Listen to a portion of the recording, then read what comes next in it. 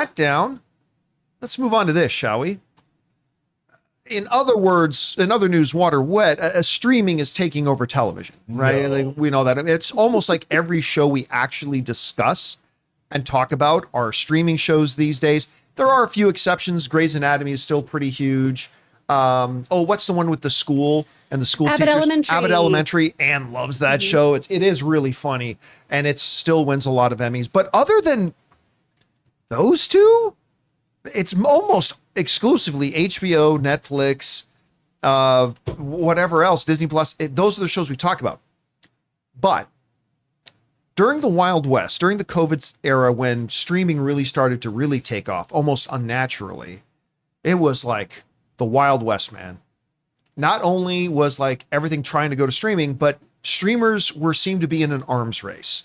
Everybody was adopting maybe other than HBO, but everybody seemed to be adopting a quantity over quality arms race, where they were just shoving new content out the door so quick. The South Park joke, hello, Netflix, you're greenlit, was like never more appropriate. It was true. But as we've seen streaming start, now that's been around for a while, we're starting to change. We're now getting ad-supported tiers, so it's becoming more and more like traditional cable networks.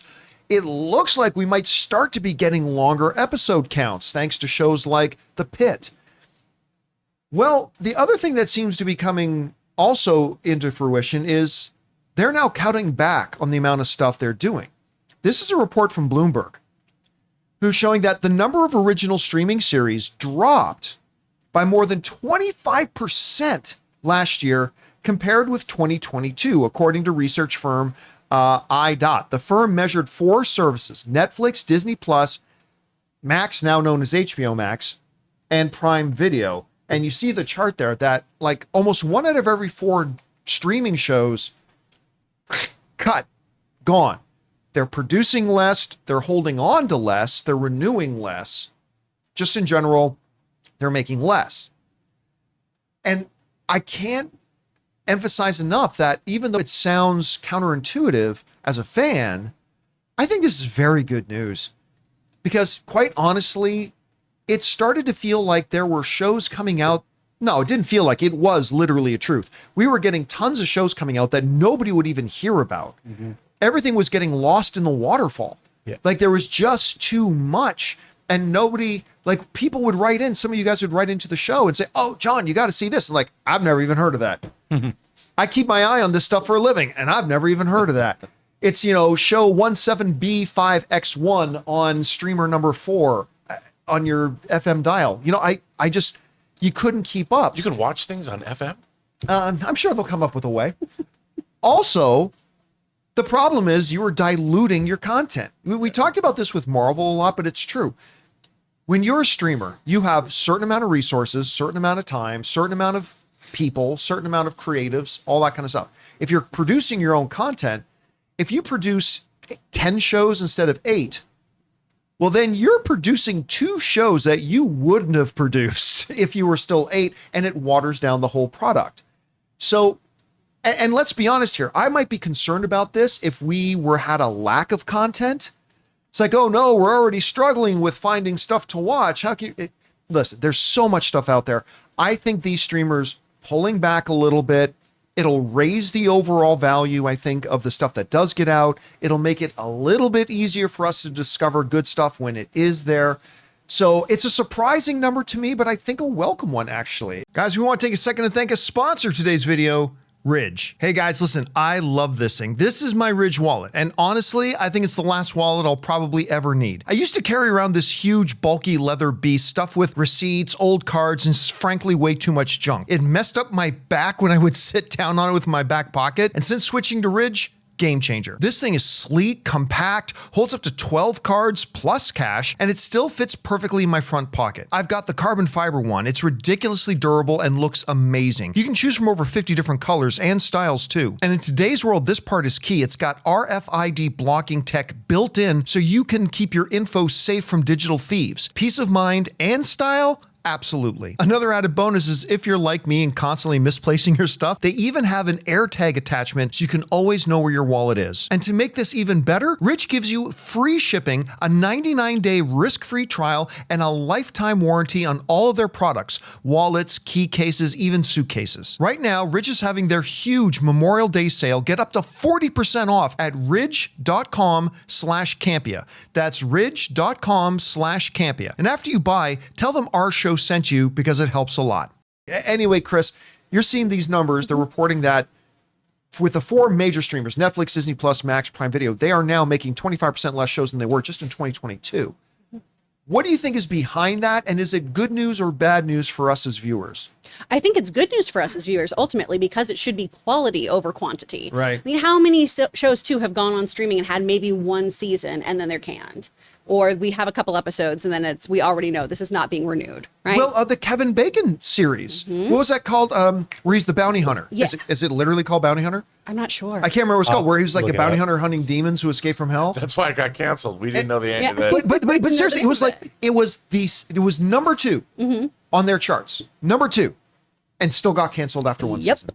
Crazy. It's wild. And I think a lot of it has to come The down to, Bondsman? too. The Oh, there we Bondsman, go. that's Okay, the The name of Bondsman. it. Thank you. A lot of it has to do with, too, of just still trying to figure out how to make streaming a, viable business for them. They put thousands, millions of dollars into these shows and are trying to figure out what their kind of ROI is on that, right? Their return on investment.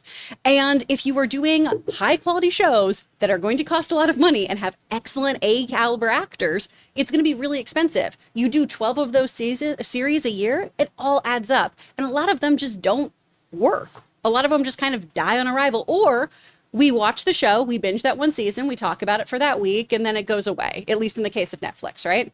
And so they're still figuring out, too, what's our delivery system? Do we do the half season up front, take a little break, do the other half like we did with Stranger Things, and they had a really good return on that? Do they have some shows that are just, hey, you binge this and you dump this like You? Do we have things that are that weekly release now that we're also getting into live television with things like Netflix and other streamers?